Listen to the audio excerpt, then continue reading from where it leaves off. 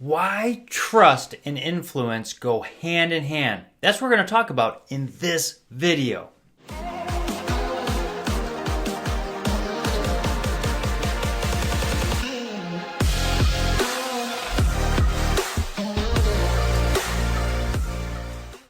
So trust and influence go hand in hand because without trust, you have no influence. We have to have high levels of trust with people if we're going to influence them.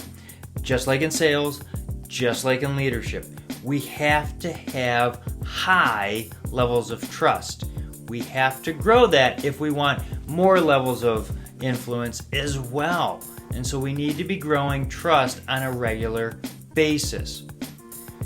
So how do we grow trust? Well, I've got videos on the trust equation. You can go back into those on the YouTube channel. And there's 4 main areas that we need to be hitting in to be able to build trust.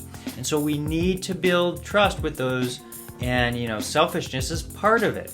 If we're selfish because we're trying to build trust or do something for somebody for our own gain, it's not going to work. So we need to be out there serving people. And I know in this day and age that serving people is not something that we typically like to do because we want to get our needs met. But we serve enough people, we'll get our needs met. So we need to be building trust and make sure we're keeping selfishness in check.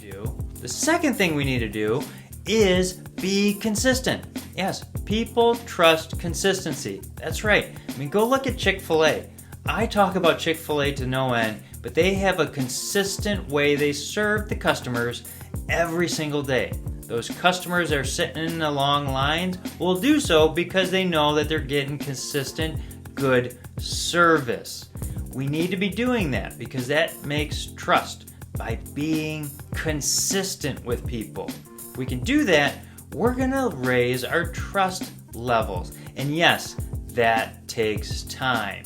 That gets me into the third part where trust takes time. You don't automatically get high levels of trust right out the gate. No leader, no salesperson gets trust right out the gate. We have to build trust over time. And when we do that, we start gaining influence. And they actually work together. They start working. The more trust and influence we get, they start kind of skyrocketing to where we can get more people to move with us for the cause. So we need to be building this over a long time. It is a marathon, not a sprint. Now we will have some levels of trust with people, and we can ask them by using the social proof, by them reaching out to somebody else and giving their trust over to us, and the other person will start trusting us faster. And there's some other areas that you can do that with the colors where you show up, and I talk about in other videos. But we need to put on that mindset of trust is a long-term gain. And if we build that trust, we build that influence with people. Now you talk about influencers, and influencers have trust with people. People are parting ways with thousands of dollars to go to a Taylor Swift concert, right? And Taylor Swift, who is dating a football player, shows up at a football venue, and guess what? People show up. People that would never go to an NFL game show up because she's there, because she has so much influence. They trust her. They want to be a part of the experience with Taylor Swift, so they show up. High levels of trust. So we have influencers. And here's the other thing. We have influence over about 150 people. Yeah, on average. Some people more, some people less, but on average 150 people are influenced by us. Just go look at the subscribers on my channel. There's only about 150, right? We have influence over those people. And there's trust there. They trust that we're going to help them be successful or heroes in their story.